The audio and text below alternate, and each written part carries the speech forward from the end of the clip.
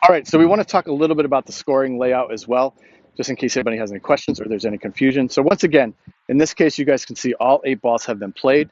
And again, the scoring is whose team, what color ball is the closest to the Polina.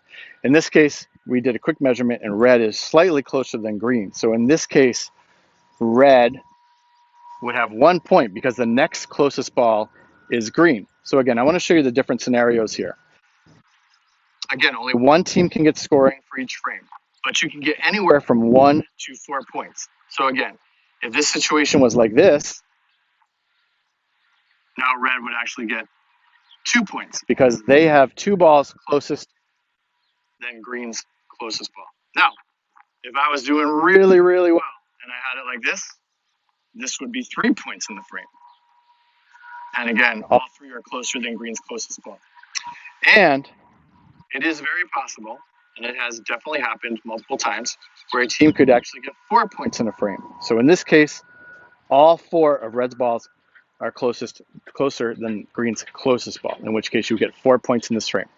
Now there's a couple of other different scenarios. What happens if a red ball or any ball is touching the Polina? That actually makes no difference as far as scoring. You don't get any extra points for that. It just means that nobody can be any closer than you are. Now, let's talk about ties. What happens if both green and red are exactly the same distance away? We've measured and we can't tell who's closer. In that case, both teams get 0 points and we go to the other side of the court and the team that rolled out Polina last will roll it out again.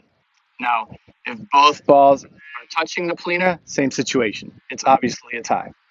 If we have red is closest and then we have green and red are tied in distance, in this case, it would be 1 point for red. And because these 2 are tied, no additional points would be given. So red would get 1 point in this scenario. The other scenario that we want to talk about is what happens if the lines are in play. So if the Polina is touching the line, it is good and would not affect how the scoring would work. So again, if it was like this, again, it would be 1 point for red. Red is the closest. Now, what would happen if somebody threw a ball and it rolled on the outside of the court? We would actually remove it. So by the end of the frame, it wouldn't be sitting there anymore. So even if this was super, super close to where the Polina was, you would actually get no credit for that. If the ball leaves the court, we will remove the ball and it is not in play. All right? However, if the green ball is touching the line, it counts. If the wind blows and all of a sudden it's not touching the line anymore, it's a foul. It's not a foul, but it's not going to be in the court. We'll actually remove the ball and it will not be counted. All right. Now, what happens if the Polina is on the line or touching the line as well? As long as it's touching the line, it's good. If the Polina is no longer touching the line, actually what we do is we bring it back in to the spot it was before the last roll on the court. So again, say what happens is during play, the Polina is sitting here. The green ball came rolling down and knocked the ball, so the Polina knocked off the court.